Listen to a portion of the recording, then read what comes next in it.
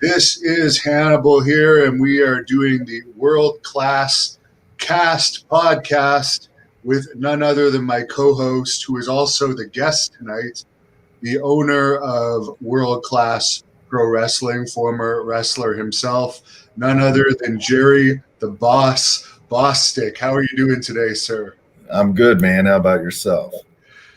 I'm not doing too bad at all. And fans, if you're tuning into this, Jerry is going to be asking or answering your questions. So you could ask him anything. He says he's willing to talk about whatever you want. And I already see there's a fan on here that says he loves World Class old version and this version. He hopes that you use the classic intro and make that your calling card. I don't know if you could legally do that, but I'm sure you're going to have a pretty good intro once. We actually do use it. You do? We had came up with the idea to whenever we were trying to think of a theme song, we couldn't really find one that we thought fit. And so I reached out to Adam Sheriff that does a lot of the music for Ring of Honor. And man, he's solid. I was like, hey, what can you do with the old World Class theme to, I'm not really change it, but to make it to where we don't get sued over it. And so actually, if you watch the front of the actual full TV episodes, you'll see it. And it's a very slight deviation from the original theme. And I think, whenever you take that name, you have to protect the history behind it. And that includes everything, even the theme song. So you've been through a couple different names before you settled on this World Class Pro Wrestling. It was most recently known as World Class Revolution and a couple other names before that. I guess you must have been a fan of World Class, the actual World Class Championship Wrestling when you were growing up. Actually, the first live wrestling I ever saw was in Ardmore, and it was the old World Class, and it was actually a young, stunning Steve versus Chris Adams. The Von Erichs were on it. And that was the first time I saw wrestling live. And I remember watching the product on ESPN growing up. And, I was never fortunate enough to really go to the Sportatorium, even though I've had dreams of grandeur, of reinventing my own version of it. I don't know, man. I loved the old World Class. I can still watch it today, actually. I think the old World Class, it was a very physical product. It was very in your face. Maybe not the best technical wrestling you've ever seen, but you could believe what you were watching. Naval Sailor, who his name's Jose. I don't even know why the hell he has that on there. That's his name, Jose. Okay, Jose. He's been watching all of the podcasts we've done so far, and he wants to know your most memorable moment of World Class Pro Wrestling. Oh, man. I don't know that you can put just one memory on it. I think probably my own personal, my favorite thing is seeing the other people succeed around me. It's seeing a lot of the talent, whenever you put them on a higher stage and you put them against somebody that's been where you want to go and seeing them do a really good job. Or, like me personally, probably working alongside Sting and me as a wrestler, probably working Jinder Mahal at one point. I really enjoyed that. We're good friends outside of that. And that was a cool moment for me. And it was always cool for me to go back and do shows in Long Grove, Oklahoma, which is my hometown. So that's just off the top of my head. That's probably it. I actually used to be very good friends with Jinder back when we were in Stampede Wrestling together in his earlier days. I think you used him in between his first WWE run and his big WWE Championship run. What are your thoughts on the success that he had after his time with you? And do you think he's going to reach that level again? I noticed this week they seem to have replaced his old crew with a couple new Indian talents. So maybe that's a sign that they're going to give him a new push. I think that I think it's well-deserved. Jinder is a great guy outside of wrestling. He's worked hard for that opportunity. I don't think they will probably ever let him get back to that status again. I think that some talents when they go to WWE or their hands are tied, and his weren't obviously when he was running with the championship, but I don't think they'll let him get back to that. Jeremy would like to know, where is World Class Pro Wrestling's home base? Well, Jeremy, that's a real interesting picture you have on there. Ardmore, Oklahoma. That's my technical hometown. But as far as our home base, we're actually working on that being Dallas, the DFW area. That's going to be our home base. And your first event of the relaunch is going to be October the 3rd in Wichita, which is an area you've been promoting for many years. How did you start promoting that area? And I've been editing some matches from the building that you run there. The name slips my mind right now, but it seems like a very unique venue that you run. The world famous Cotillion. It was actually built, I want to say it was either the 40s or 50s, so it's been around a while. It's impacts are in there. It's a legendary music venue. That's what it's mostly known for, but it's one of my favorite places to go. I love the people in Wichita. They're very appreciative of wrestling, and we're excited to go back there on October the 3rd. You know, I actually had conversations about that today with the venue and my camera crew, and so we're going to be coming back in style. It's going to be Sunday, October the 3rd. The show's going to start at 6 p.m. Tickets will go on sale either this weekend or next. It's going to be our first show going into new territory, per se, as we're going to be changing kind of the way our product's presented, and we're going to do it live on pay-per-view through Fight TV. Very interesting. You mentioned it's going to be on pay-per-view. I've heard talk that it might also be on regular television as well.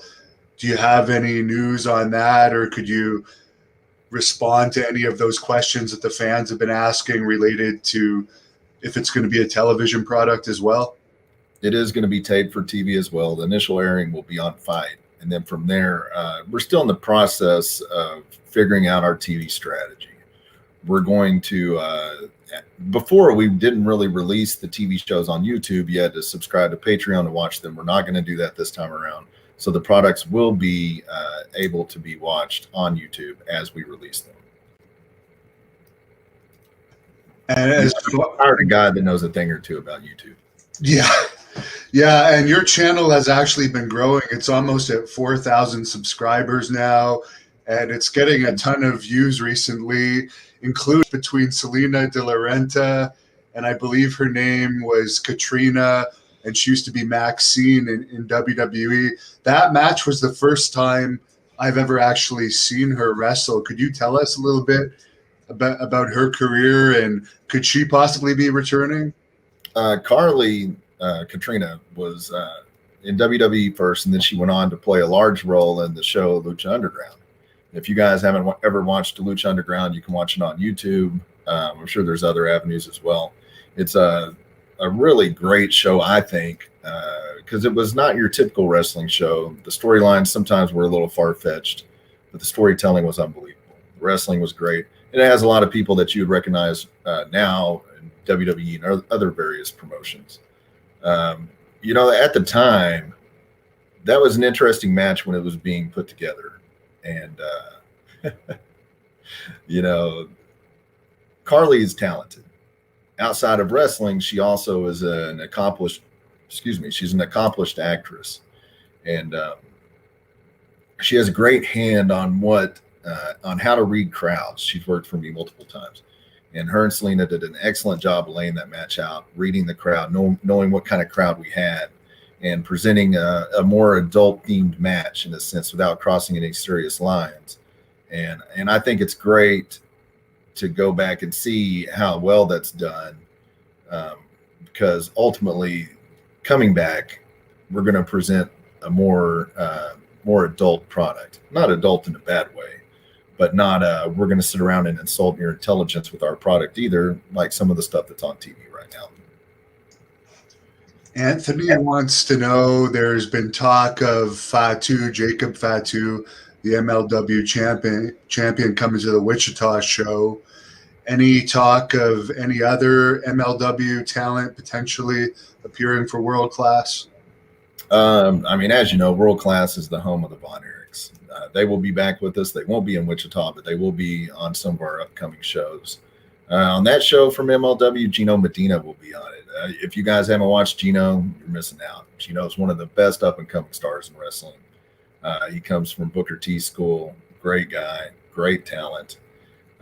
Outside of that, we'll have Rodney Mack. We'll have Retro Randy will be making his return. Double D, Prince Mahal, Kurt Gannon, Wichita's own Outlaw, the Step Brothers, Erica Torres, Marty Bell, Fuego del Sol, everybody's favorite AEW star, Gideon Vane, Stephen Bonner, the Imperial Champion, Moonshine Mantell, and also the Blood Hunter. I'm actually excited to see the Blood Hunter work. You know, I've only seen him on YouTube, and he's a pretty intimidating guy. I'm looking forward to see who he goes up against and if he's able to wreak havoc there like he has elsewhere.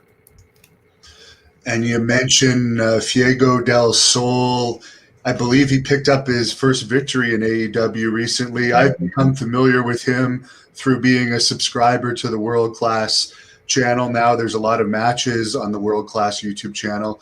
Maybe you could fill us in about some of his and your history. Man, you know, it's crazy. He actually got to start with the trampoline wrestling organization that he created. And by the time he got into wrestling and was on, like when he got into the independent scene, he started wrestling for us. He was actually already getting paid off YouTube for his trampoline company he had. And it was actually pretty entertaining. He's a great guy, great husband, great father, great wrestler. He's really grown since he's been with us over the last few years. I think it's wonderful the work he's doing in AEW. You know, at first he was, he was good at putting spots out there, but he wasn't as great as making them make sense. Now, you know, it was amazing to me. A couple of weeks ago, we were working a show for my friend Brandon in Oklahoma City, and I got to sit back there and listen to him put a whole match together. And it's amazing how much he's matured and evolved, and I'm so proud of him. And, you know, he may have only got his first win, but I made a post about it a couple of days ago. Outside of one win, he's been in 35 matches for them, which is a lot. So you don't just get there by accident. You don't get there 35 times by accident. I'll come out and say it. It's only a matter of time before he gets signed. And of course, you mentioned Ryan Mantell. He had an AEW match this week, unfortunately on the losing end to Lance Archer, but that's a step in the big leagues for him too, and he's been at it for a while. Rodney Mack, former WWE superstar. So you're putting together a pretty impressive roster. Brent Stein is wondering, who is your absolute favorite wrestler? Hulk Hogan, hands down. You know, I remember being a kid, and that's really what got me into wrestling. I was flipping through the channels one day, and then there was this big guy, looked like a superhero, and that was the day that I fell in love with wrestling. You know, actually, my son is named after Hulk Hogan. His middle name is Hogan. I was nice enough to make it his middle name. And, you know, actually, whenever he turned heel originally, I didn't watch wrestling for 2 years. You know, at that point, I knew wrestling was entertainment, but I could not fathom the Hulkster being a bad guy. So that's a funny story. You know, I actually told Eric Bischoff about that one time. He got such a kick out of it because we were actually sitting down talking business, and somehow that came up, and I was like, yeah, you know, I didn't watch wrestling for 2 years because of you. And we got a good laugh out of it. And the anniversary was, I believe, yesterday of the formation of the NWO. So maybe you could share that story with us. You know, I mean, that's amazing. I think it was their 25th anniversary, and they're still some of the top merch sellers for WWE. It was such a special time in wrestling, you know, and I think people are sometimes disappointed in the product now because they think of what it was like then, or they think of what it was like in the 80s. And, you know, I think wrestling has been hampered a bit for not being able to create a new star since Cena. There's a difference between being a star and a superstar. And, you know, I think some of that is just how things are done now. I think, you know, especially in WWE, them handcuffing talents and not letting them be themselves. and not letting them speak for themselves. It's hard to make a connection with somebody whenever you're not allowed to do so.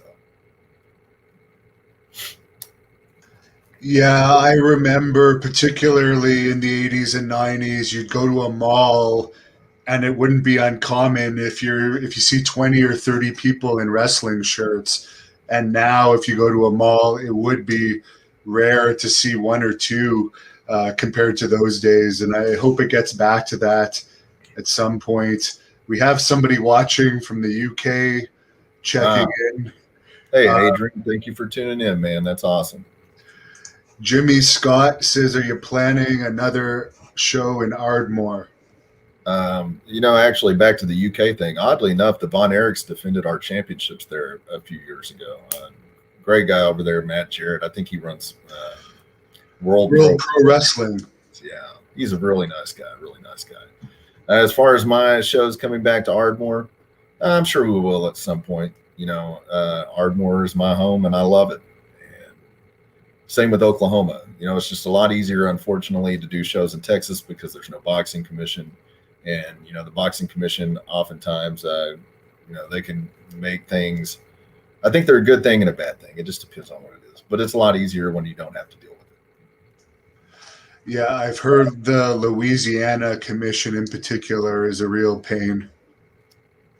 Yeah, I mean, it's, you hate to say it's a money grab, but it's a money grab. I mean, that's the bottom line.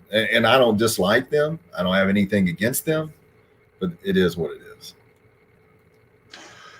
Mark wants to know if Devastation Inc. is going to return to the revival of world-class pro wrestling.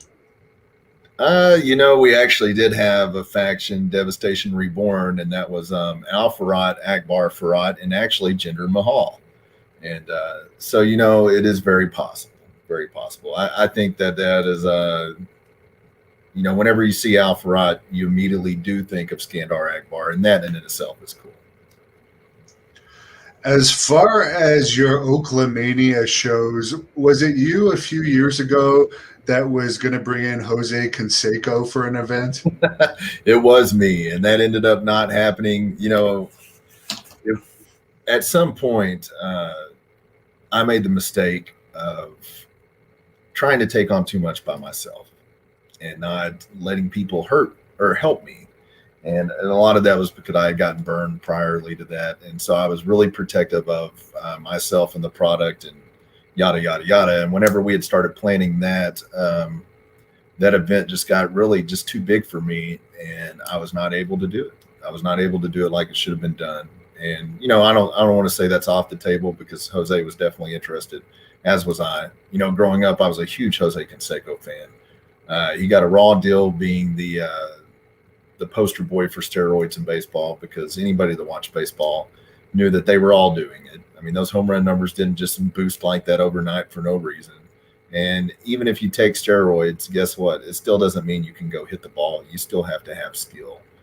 And, I actually did do a convention with Jose, and he's such a nice guy. I saw him arm wrestle kids. He signed anything and everything that anybody brought to him. I can't say enough nice things about him. And, I honestly wish that would have ended up happening. And like I said, who's to say that it won't in the future? Oaklamania definitely will be back. Had he had much pro wrestling training? I remember reading about that. Okay. Not at all. But, he was actually going to the gym and working out for it and getting ready. And honestly, I mean, he lives in the same place Jessica Haas lives in. And so, just like with her, I do have connections there to send him to stuff like that. Right. And of course, her wrestling name is going to be Jenny Santana. And you and I kind of found her, and you've hooked her up with the training. You found her. I was just smart enough to put the dots together. Like, why is she not in wrestling? She seems to have a love for it. She seems to be really enjoying it. So I'm just wondering what you think of her progress so far. She's had a few training classes. I know it's hard to tell, but what do you think so far? I've asked Kyle. My friend Kyle Hawk is actually training her for me in Las Vegas, and I've had a couple of conversations with him, and he said she's doing really well. She's really athletic. And I think whenever you come from like the mixed martial arts background, I think it's an easy transition, just like it is for an athlete. And sometimes it's actually easier to make that transition into pro wrestling when you have that background as opposed to just watching wrestling your whole life. No offense, anybody, but it's typically an easier transition. And so I'm excited to see what the future holds for her. I was happy that she was willing to take on her dad's last name. And, I hope it's something. You don't want something to happen just to benefit you. You want it to also benefit the person involved. So I hope it's something really good for her as well. I'll be interested to see if her father takes more of an interest once he sees that she's dedicated to it. And I hope he does. And if he does, then, it's our place to take care of that relationship too.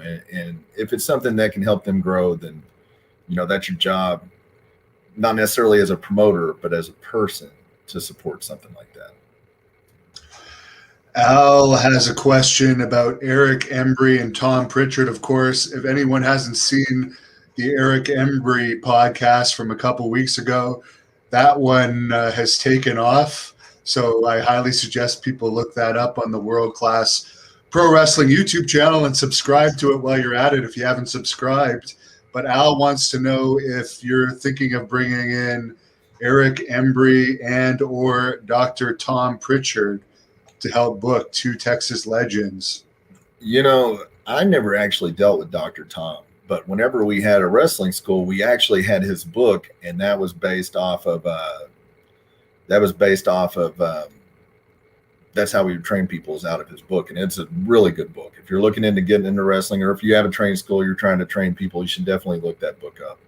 As far as Eric goes, that's probably one of the best friends I've made in wrestling. We have a great relationship, and anything that I do, he's welcome to do with me. And as far as booking goes, I think his what he's done speaks for itself.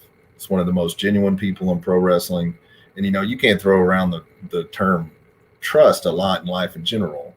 But, I trust Eric, and I can't wait for the relaunch because Eric is going to be a big part of that.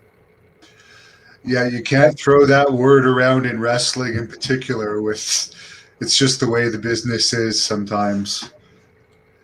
Terry M wants to know any chance of seeing Lacey Von Erich wrestle in World Class. She's been appearing elsewhere lately, but she hasn't actually got in the ring for a match. The door's always open for Lacey. I've always enjoyed Lacey whenever she's worked on shows that I've been a part of. The first time that she actually was on a show with the boys, I believe, was for a show we did for the University of North Texas a couple of years ago. You can actually find that on our YouTube as well. It was the first time ever that pro wrestling had worked in conjunction, with the Division I college football program, and did a wrestling show actually in conjunction with pro wrestling. And so the way it worked, we did a meet and greet beforehand, and they opened up their season. And immediately following that game, we had one set of matches going on in the concourse, and that was while we built the ring on the field directly, and it ended up breaking their attendance record, something I believe that still stands today. So that was truly a magical night. Man, I'm a firm believer that the only person that's going to stop you from doing something is yourself. And if you have dreams, chase them. The worst thing anybody's ever going to tell you is no. I believe this is the real Eric Embry saying if Devastation is coming back, then the flamboyant Eric Embry is coming back for sure. Then he went on to write, yes, that was me. Well, there you have it. If Eric Embry says he's coming back, who am I to tell him no? John Lewis wants to know if Tommy Rich should be in the WWE Hall of Fame. No. Nothing against Tommy Rich. I have respect for Wildfire, but, I think maybe the Pro Wrestling Hall of Fame, yes, but will he be in the WWE Hall of Fame? No. Nothing against the WWE Hall of Fame, but it's a publicity stunt. That's what it is. If it wasn't a publicity stunt, then everybody would already be in it that's supposed to be, but they have to space it out because it's a publicity stunt. They don't have a real Hall of Fame. But, if you want to go see a Hall of Fame, they have one in Wichita Falls, and it's a really good one. and that's a physical Hall of Fame. Sunset Moth wants to know your thoughts on using One Man Gang as a manager. He says he thinks he would surprise people in the role of leading his own gang. Sunset Moth sounds like a wrestler himself. I mean, that name is, honestly, I wouldn't have anything against that if everything worked out accordingly. We had something good. The thing with him would be, you'd have to find people as big as him, so that way he did not make them look small, and that might be hard. Yeah, he's what, 6'8", 400 pounds plus? Yeah, it was pretty cool. I saw him a couple years ago at WrestleCon, and one day he was One Man Gang, and the next day he was a king. And I was like, man, this guy, he gets it. It was really cool. Mark brings up that there's no Gary Young in drag to clock Eric Embry with a weighted purse this time if Eric comes back. Who's to say that they're still not? I mean, as far as I know, Gary's still around. And it goes back to, once again, preserving the history of something. And whenever you take on the world-class name or any name that has history like that, you owe it to the people that name meant something to, to take care of the history and to help them fall in love with it all over again. Speaking of Eric Embry, what is your favorite angle that Eric Embry was a part of over the years in Texas wrestling? I mean, definitely the world-class banner. It's synonymous with Eric Embry, him taking it down. And, like I said, man, watching somebody as a wrestler is one thing, but developing a real friendship with them is another. And I can't say enough great things about Eric. I remember, whenever it was on syndication, I loved Eric. I thought he was one of the greatest talents on there. And, it would have been interesting to see where his career would have went if, he wouldn't have the accident. But still, anybody that's watched the world-class history, he's a big part of that. Always will be. Bryce Boudreaux is checking in to say hello. Bryce, one of the best ring announcers in the game. No doubt. As far as your plans on how often World-Class Pro Wrestling is going to run, is it something that's going to run once a month? Will there be multiple shows once a month? Or is it still too early in the stages to really think that far ahead? At this point, it's still a little far ahead. Our goal ultimately is to, use the rest of 2021 to get all of our ducks in a row, have a couple of shows here and there, knock the promoter rust off. So, there's ring rust. Why can't there be promoter rust? It's also going to give us a chance to look at talents collectively. Myself, Eric, who knows who else might be involved. And, so I believe that whenever we do the full launch, we're looking at as many as, I would say, 3 to 4 shows a month, but for sure 2. We're looking at quarterly pay-per-views like the old WWF model. And, in 2018, we produced over 40 live events in a year, and I don't think that's far-fetched to do the same again. I'm going to assume that what caused the break was mainly COVID and all the restrictions and so forth, and just difficulty in promoting during that time, and you wanted to play it on the safe side.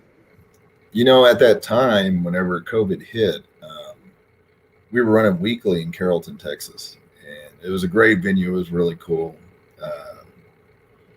And then I remember when COVID first broke out, the first week, there wasn't still a lot in the news about it. So we just went ahead, business as usual.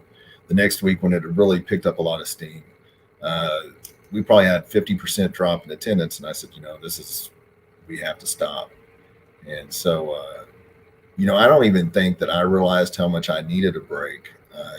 Wrestling had taken its toll on me, running so hard for 5 years in a row.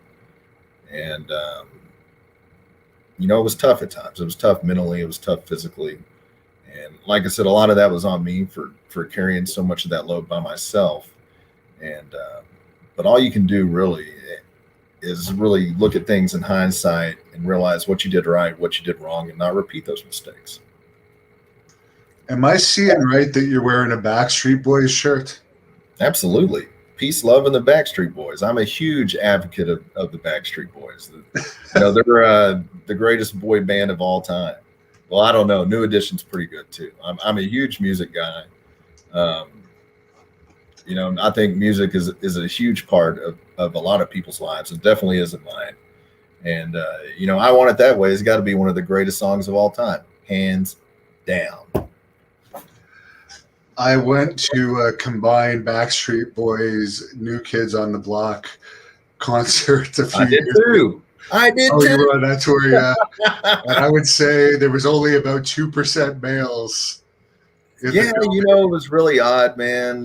I did the meet and greet, right? And so it was New Kids. And so we go in this room, we're waiting on them to come in or whatever. And I look around, I'm like, man, this is odd. I'm the only guy in here. And it was funny because my girlfriend at the time, like, she didn't even want to go to the concert. I did. So I ended up I felt weird being the only guy in there. And so I sat there and talked to Donnie Wahlberg for a few minutes, and he was a really nice guy. And then they give you this gift bag. And so I don't look at it, whatever. I go sit down and I open it up, and it's got like a blindfold, women's t-shirt, some panties. And I can't remember if there was anything else in there. And I thought, man, do they just not think that there's any guy fans? Yeah, I was really disappointed with the gift bag, but the concert was amazing. Both Backstreet Boys and New Kids on the Block were really, really amazing in concert. And I highly suggest if either one of them's around that you go. Yeah, I certainly like the odds. I'll never complain with those kind of odds in an arena. William wants to know if the pay-per-view is going to be something that's going to be live, or will this be taped and edited and released later? As long as all of the internet stuff checks out, it's going to be live. We ran a joint pay-per-view with Impact prior. Our set gorilla position for them at Slammiversary and helped them with that. And we also did our own independent pay-per-view a couple of years ago. So we're no stranger to running live pay-per-views. We've never had any issues. So as long as all the internet speeds check out and all the equipment checks out, then yeah, it's going to be live. Now, I've worked with Impact a couple times in Canada. Didn't have the best experiences with you either, huh? Could you share we don't need to go bash them or anything, but I'm just wondering, how was your experience working with Impact? I don't like to bash anybody, honestly. But, honestly, it was disappointing. Whenever we did Slammiversary with them, actually, no, we did a joint pay-per-view with them before. I forgot all about that. We've done 2 pay-per-views with them. And, the first time, it was an interesting transition, one of the many transitions they've had as a company. And so, I think it ended up being a one-night only Oklahoma pay-per-view, and they only aired it in Europe. That's pretty weird marketing. Who in Europe is going to watch a one-night only Oklahoma pay-per-view? And so, but, I didn't have any bad experiences with them. And then whenever we did Slammiversary, me and my crew, we went down there, and me and my crew, they know how to take care of business, and they are very good at it. And they were really impressed with us. Like I said, I handled gorilla position for them at Slammiversary, and that was a lot of fun. And I think I did a really good job with that too. And so after that, then we started exploring talks of working together. And I told them from the get-go, hey, no disrespect, but I'm not enamored by your name. In these parts, world class is as big as Impact. And, as long as we can be on the up and up and everything's even, then I have no problem with it, And so we did back-to-back shows, and I just don't really feel like they kept their word on certain things. I felt like they didn't bring a lot of their main talent that they should have to help the shows do better than what they did. And, like I said, I don't have any hard feelings. Like, I really don't have any hard feelings with anybody at this point. And, but, at the same time, it's a blessing too, because a lot of people wish they had those opportunities. And I'm very thankful for all the opportunities that I've had, and all of the, the great things that we've done. So. Are you surprised that Impact is still going with the no fans model? I saw that last week they did a 0.02 rating, which was their lowest on Access. And then I went to watch the highlights to try and figure out what was so bad about the show. And I realized they're still doing no crowd when it just seems like even having 50 people in there would make a difference. Are they going with no crowd or just nobody go? You might have the answer. I'm kidding. I mean, WWE's going without a crowd too still. So, I mean, obviously they're going back on the road. But I think it's a case-by-case basis. I'm not sure where they tape now. I'm not sure what the restrictions are there. I think it's in Nashville. Yeah, I don't know what the restrictions are like in Nashville. I know there's some other products that run around there. I don't really know what the purpose would be of not having fans at this point. I think it does make the product seem strange. I think, watching the Thunderdome sometimes, I've actually had to start watching it again.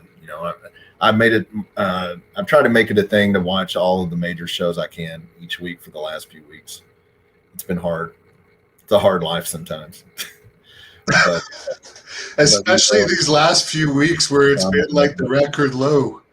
But I think the thing without fans, though, I think it's weird because, that they're piping in these sounds, these crowd sounds. When I watched the Hall of Fame, that was all out strange.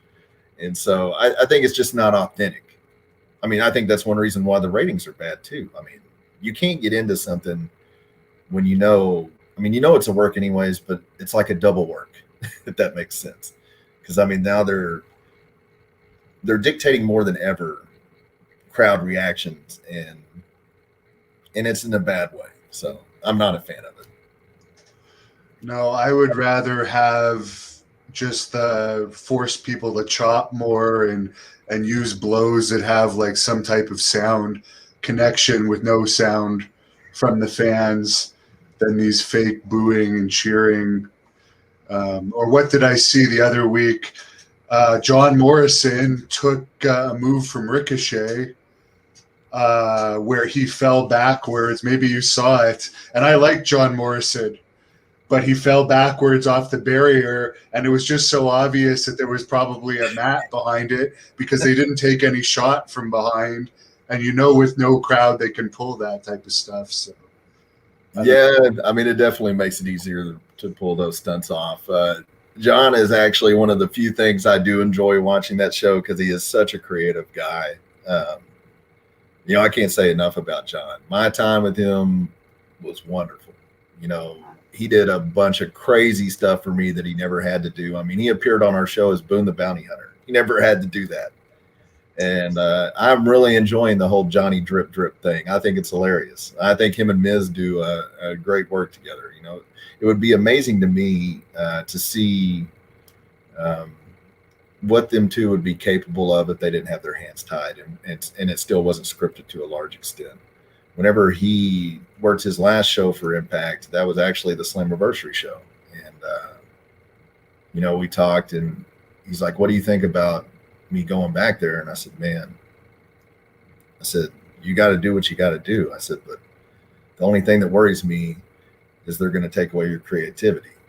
And I'm glad that they're still letting him do some things, obviously not on the level he was, but John is one of the top talents in pro wrestling. I'd tell anybody that, whether it be in the ring, outside of the ring, he gets it. And his mind is just so brilliant when it comes to pro wrestling. Yes, and I really enjoyed actually the Dallas spoof that you did with John through that one venue that I think was the same venue where they filmed some Dallas stuff that maybe you could elaborate on. But fans, you could look that up on this World Class Pro Wrestling YouTube channel, Boone the Bounty Hunter, World Class Pro Wrestling. If you search it, that video is going to pop up. But I thought it was pretty entertaining. Well, at that point, nobody had really done cinematic wrestling like that. There was always in WWE the attempts of making a crossover with Hollywood. And most of the time, I think it was very, very, just very bad, because it was, once again, you can transcend into something else, but do it organically instead of forcing it. And it's funny because one of the top agents in pro wrestling, he'd actually seen that episode. And Dave Meltzer actually said the intro to the third episode was the greatest 30 seconds of wrestling he's ever seen. But, the story behind it, the guy that was the agent, he's like, how did you come up with this? And he goes, WWE does it and it's usually bad. And he goes, and this was brilliant. And I said, I was sitting in Hawaii with the Von Erichs, and I was trying to show them something on my phone, and I accidentally clicked on my tour of South Fork because I'm a huge Dallas fan. And I clicked on that picture and I said, hey, we should do a wrestling show there. We should do the wrestling version of Who Shot JR. So, actually the first person I called was John. And I was like, I know this is going to sound crazy, but hear me out. And because John, actually, the Boone the Bounty Hunter character is a movie that John had written, produced, everything on his own. If you guys haven't seen it, it was on Netflix. I'm not sure if it still is, but Boone the Bounty Hunter, you should check it out. It just shows you just how creative he is.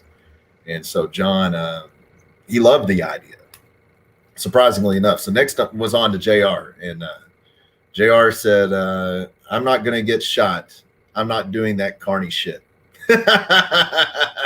And so, we actually, it was kind of crazy. We showed up that day, came up with the whole concept and everything in one day, produced the whole thing, shot it. I mean, we were in and out, and I thought it was some of the best TV and most innovative TV that we did. And, we adopted that method when we would go to certain other places. And, to me, it was just kind of a break from the norm. It was, there's some things that wrestling, some people won't watch wrestling, but if you intertwine it with something like Dallas, or like we did with Wizard of Oz, or Smallville, or Smokey and the Bandit, some of these things, these pop culture things, if you can blend them together properly, you're going to transcend pro wrestling into unknown territory, and you're going to draw other people that don't like wrestling just because of the TV content. And, actually, there was a TV executive that I was talking to, and she was like, I don't like wrestling at all. And I was like, oh, I'm sorry. And she's like, I watched both episodes of that Pee Wee Herman, and I laughed so hard. And I was like, bam, mission accomplished. Because that was the ultimate goal with those, was to tap into pop culture, not just pro wrestling. Don't put all your eggs in one basket. Learn to adapt, evolve, and take chances. I think that's just in life in general. And Kevin Sorbo, I think his name is, from the Hercules series, was actually in that Boone the Bounty Hunter movie with John Morrison. And I actually liked it. I saw it when it was on Netflix. I thought it was pretty cool.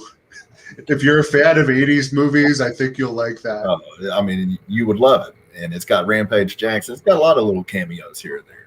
And like I said, man, that's just a testament to how good John is. Scott Steiner has been on a lot of world-class pro wrestling events over the years. Many of his matches are on the World Class Pro Wrestling YouTube channel. You always hear the horror stories about Scott Steiner. I've used him 3 times in Great North Wrestling in Canada. He's been easy for me to work with. I imagine he was your champion at one point. You probably found the same thing. He was never our champion. He was... oh, no? Whose title was that? Oh, man, what did we call it? He couldn't think of the company at the time, so we called him... I want to say we called him the Georgia Heavyweight Champion.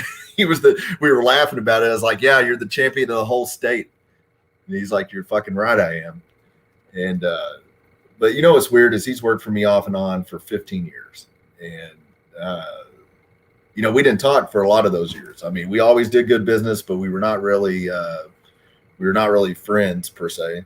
And actually, it was a show at the Cotillion in Wichita. And afterwards, Justin Roberts was like, hey, man, I need to go get my picture with Steiner. And I was like, well, you're a big boy. Go get it.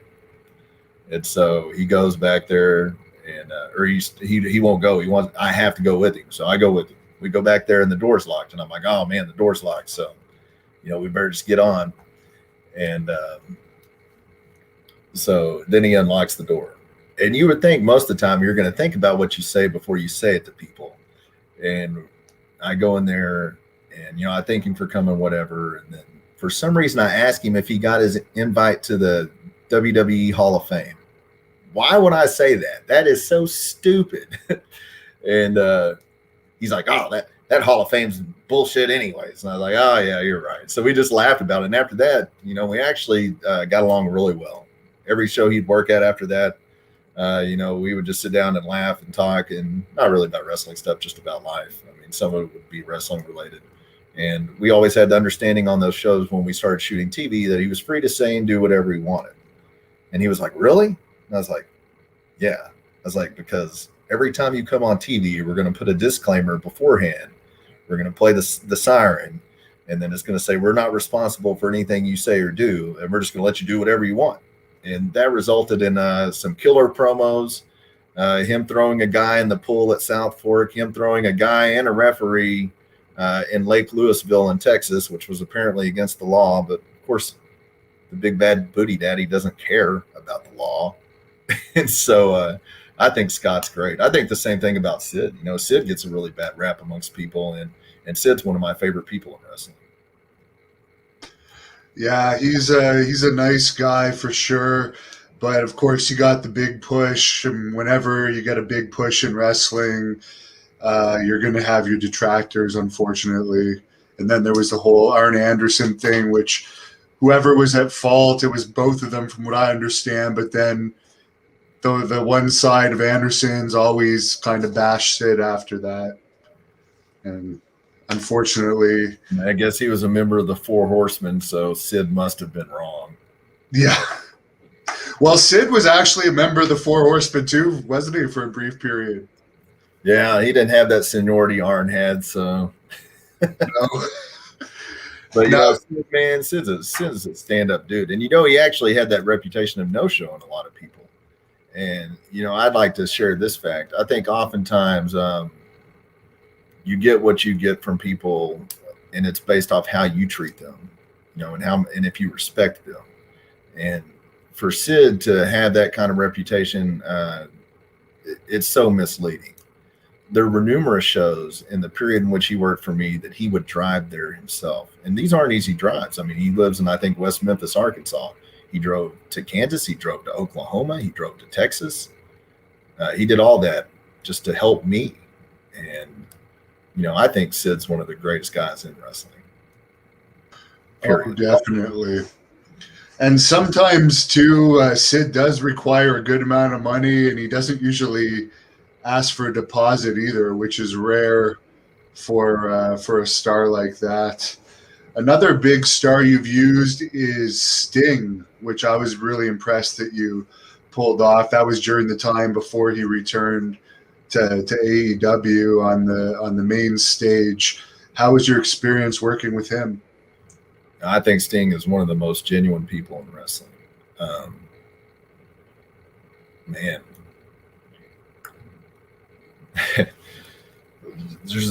Our relationship is really good, or it was really good. We don't talk as much as we used to, but Sting actually came along at a point in my life whenever I was struggling, and somehow he knew it. Sting is he gets this respect when he's in the locker room. Everybody's always on their best behavior, and I remember one day we were on the phone and we were talking business. I mean, that's the only thing I'd ever really call him for at that point was business. And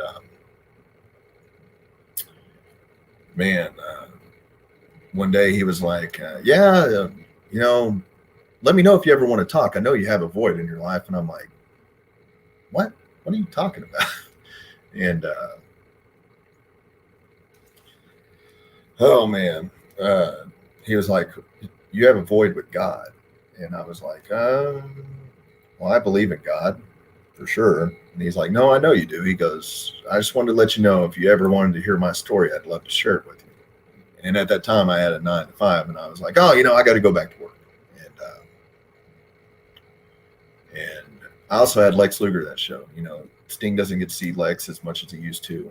And I always liked Lex. Lex was always good when I did business with him. And so I brought brought Lex in early, and Sting picked him up, and Sting lives outside of Dallas, and so they got to spend a few days together. And so he calls a few days before the show, and he's like, yeah, can I get a hotel in Ardmore? I'm like, oh yeah, not a problem. I don't know why you'd want to stay here when you could drive home. I mean, because it's literally probably 2.5 hours from where Sting lives. And he's like, can you send me a list of churches? I'm like, yeah. So I sent him a list of churches, not thinking anything about it. And at the end of the phone call, he's like, oh yeah, guess what? And I'm like, what? And he's like, we're kidnapping you and you're going with us. And I'm like, okay. And so I tell my mom, and it turns out it was actually the church. It was the church to where my son's mother went at the time. And so in the back of this church, it's me, my son, Sting, Lex Luger, and Sting's wife. And unbeknownst to me, it was actually also the day she was getting baptized. And it's just crazy how things work out. And after church, he was like, hey, do you want to go to Starbucks? And I was like, I know where this is going. So we go, and him and Lex both gave their testimonies, and it was really deep. And, I can't say enough nice things about both of them and what they did for me personally. Sometimes when you meet your heroes, they let you down. Maybe not intentionally, and some don't, some do. But Sting would never let you down. And he's everything he's advertised to be. So I'll always be thankful to Sting and Lex for taking the time they did with me personally, which far transcends anything in wrestling. That's good to hear. I was always questionable about Lex, hearing all the stories, until I actually went to his mother's house to do the shoot interview that I did with him. And I could tell he was genuine after I met him, and it really impressed me that he could be such a positive person despite his situation. One thing he said to me in that conversation was, he said, Jerry, people feel sorry for me. And he said, and they shouldn't, because I'm happier than I've ever been because of my relationship with God. And, he was never supposed to be able to walk again or anything. And he got up, and Sting went to go put his wheelchair in the car, and he got up. He had to stand on the side of the car, but he walked all the way to his seat. And I was like, what are you doing? You're not supposed to be walking. But Lex is a great guy. And he said, he did bring up, he said, you probably heard a lot of bad stories about me, and they're true. He goes, that's how it was. He goes, but I'm not like that anymore. Sting and Lex are on William's bucket list to see them, as are a lot of people. Anthony wants to know, is it possible to see a Fuego versus Sammy Guevara match in Wichita? I know Guevara wrestled for you before he went on to AEW, and fans could look back in your YouTube library at World Class Pro Wrestling and find some of those matches. I see what you're doing there. You're good at this. Fuego and Sammy, probably not possible. I don't think that Sammy's contract with AEW probably prohibits that, if I was guessing. Maybe we will get lucky enough to see that match in AEW eventually. I do think Fuego will end up getting signed by them. They wrestled for me probably 4 years ago, if I was guessing. And so I'd love to see them wrestle now and just see how far both of them come. Sammy's come a long ways too since his indie days. And, he main evented a couple of weeks ago. Super happy for him too. Their video logs, if you haven't seen them, blogs, whatever they're called, they're really good. That one this week was really sad about Fuego leaving one last time and going home. But if you guys haven't seen those, you should definitely check them out. They're pretty entertaining. William says your Wizard of Oz parody was really good. That, of course, is your Wizard of World Class parody that is also on this channel. I heard either people loved it or hated it. Yes, it was a mixture of both. Yeah. We were disappointed at the time. I thought the content was good. I thought some of it was a little hokey, and the way we presented it was not proper. It was totally opposite from the way we presented Dallas. And whenever you're going into unknown territory, it's okay to try new things, and it's okay to succeed, and it's okay to fail. And in my opinion, overall, the way it was presented, that it didn't come across as good as the Dallas show, and that's on us. But I think overall, there was a lot of good stuff in there. How often do you get to see Jake the Snake play the Wizard? And it was funny because at one point Sid was actually on that show too, and I forget who it was. They go up to him and they were like, "Are you the Wizard of World Class?" And he goes, "No, little girl, I'm the master ruler of world class." And I was like, yes. I love Sid once again. Yeah. But Jake did a great job with that too. I asked his daughter, because that's who handles his bookings. I said, "Hey, did you tell him what he was going to be doing?" And she's like, "Yeah, he's sick. He loves it." I'm like, "Oh, that's great." So it ended up being cool. And Sid got a huge pop that night when he interfered in the Von Erichs match. I believe that's one of the loudest pops I've heard on the videos from World Class. Would you say so as well, being there live that night? Yeah, and I think honestly, whenever you've been gone a while and you come back, I think it's an awesome moment for like Sid as well. Like people haven't forgotten you, but whenever you show back up after a long hiatus and you get a loud pop, I think it's almost reassurance in a sense. I think sometimes, and I'm not saying with Sid, but sometimes people in general, sometimes it crosses their mind that they might be forgotten. And whenever they show up and fans give them the adoration that they deserve, I think it's a deep meaning to a lot of people. I remember when Iceman came back to wrestling for us, nobody really knew how it was going to go because he had been gone so long. And whenever his music hit, I actually sat out in the crowd to watch it, as I will do from time to time, to get an organic feel for the product, And I remember when his music hit and he came out, people loved it, and he got a huge pop. His promos was like he never left, and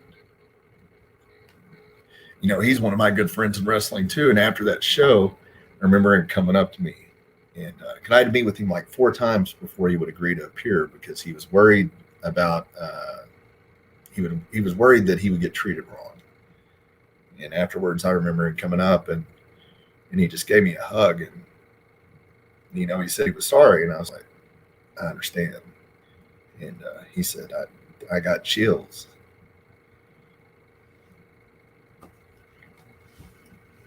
That moment too, that's up there. That was cool. And he actually went on to wrestle a couple matches. And I remember the first match that he wrestled, he didn't know until the night before that he was going to wrestle. And we had to break it to him. And it was me and Justin Roberts. And Justin was like, "Well, we need him to work." And I was like, "Well, you go tell him." He's like, "You got to tell him." So I go tell him, and he's like, "What?" And I was like, "Yeah." I was like, "Man, all you have to do is sit in the corner. They'll get cut off the whole match, and then you'll come in on the hot tag and you'll take it home." He's like, okay.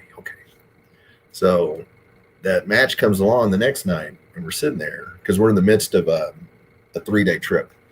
And so we're sitting there, and I'm doing something. I look up like 3 minutes into the match, and he's in the ring. I'm like, "What is he doing?" And after the match, I asked Marshall and Ross, I'm like, "Why did y'all tag him in?" He's like, "Man, he wouldn't leave us alone. What were we supposed to do?" And I was like, "Whoa." But, that was a special moment too. I remember after that match, and somebody actually got a picture of it, one of my favorite pictures.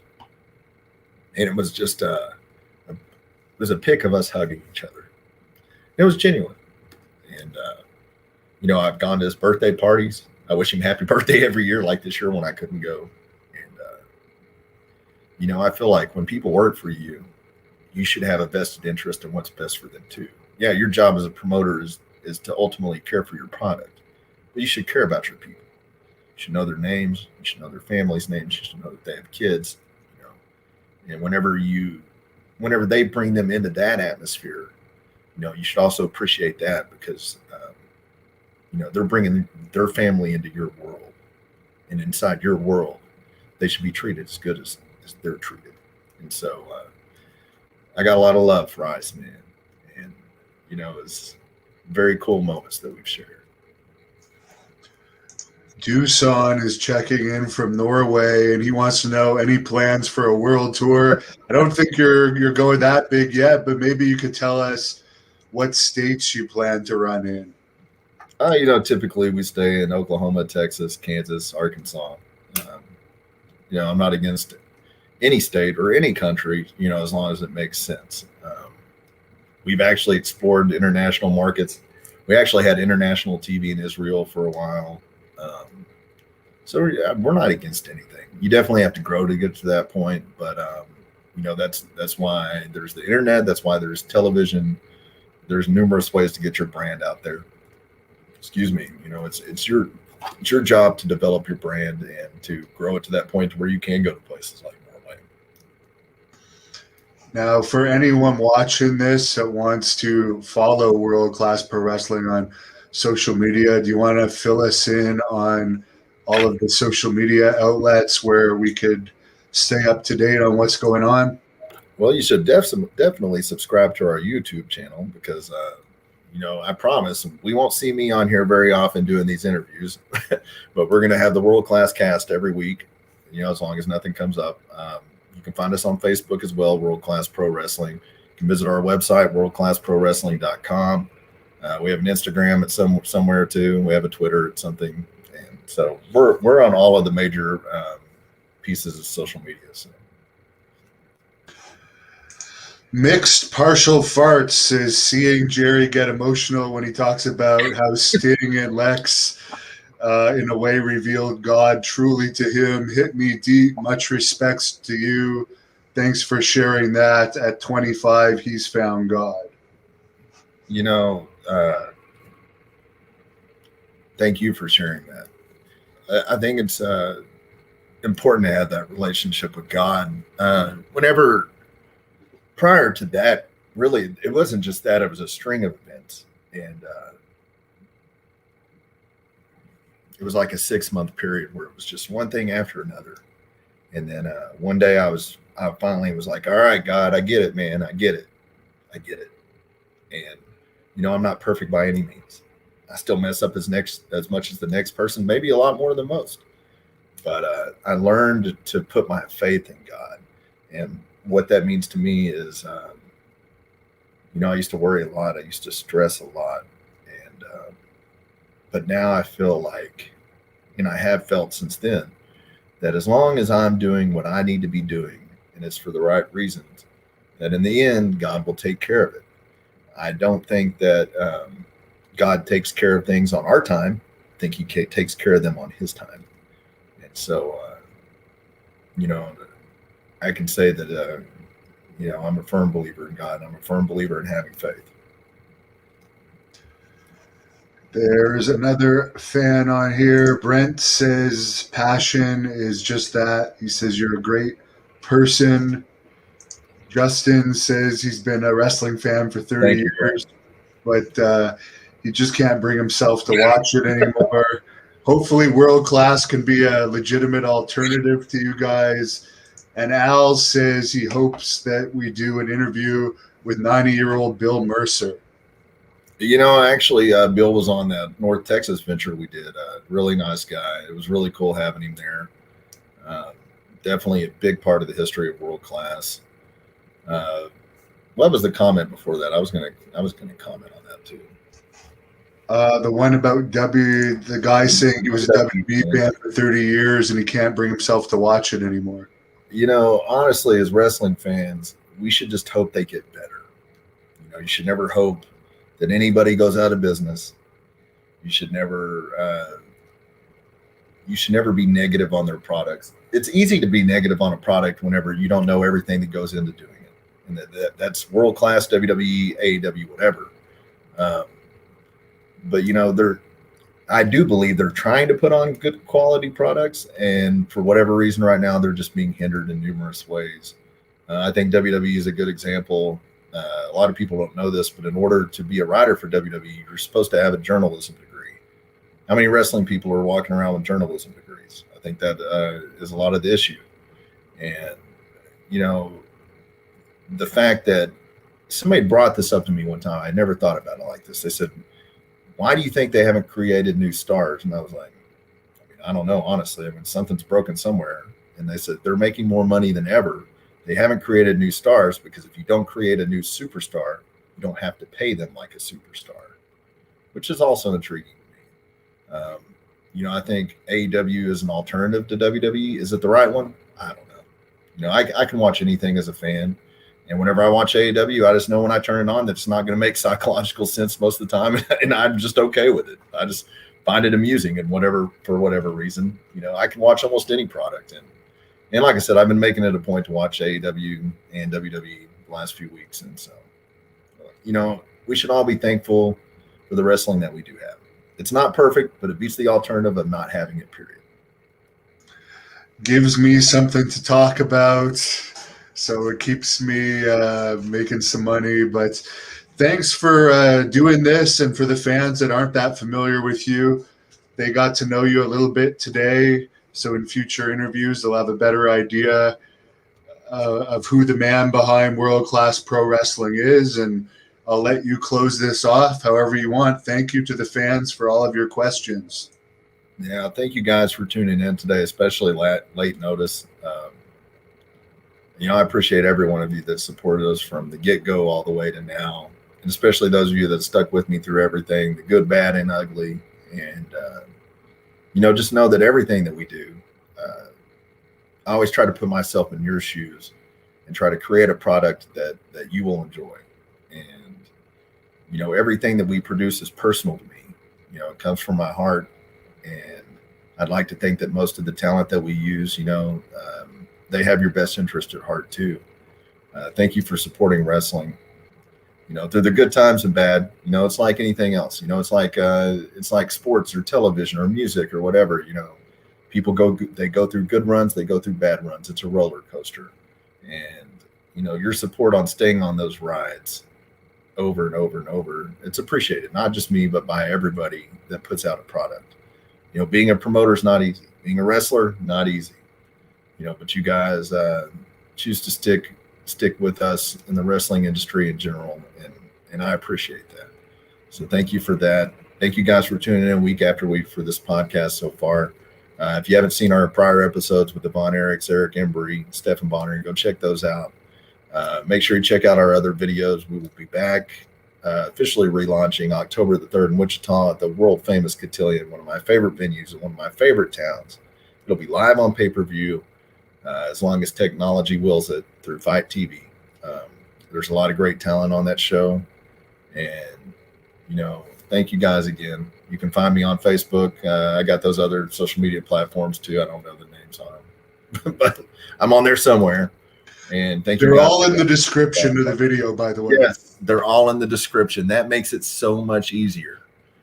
Thank you, Hannibal, for taking me on this journey with you as I think it's important, not just in wrestling, but in life, whenever you're in charge of anything, to surround yourself with people that are better than you. And I have definitely done that with this. So thank you very much for everything you've done for us so far. I appreciate it. And I think it's going to be a great working relationship with us. And I'm looking forward to a lot more of it. Looking forward to bringing World Class back for you guys. And, you know, some people have played while I was away. But now I'm back, and I'm not back to finish second place.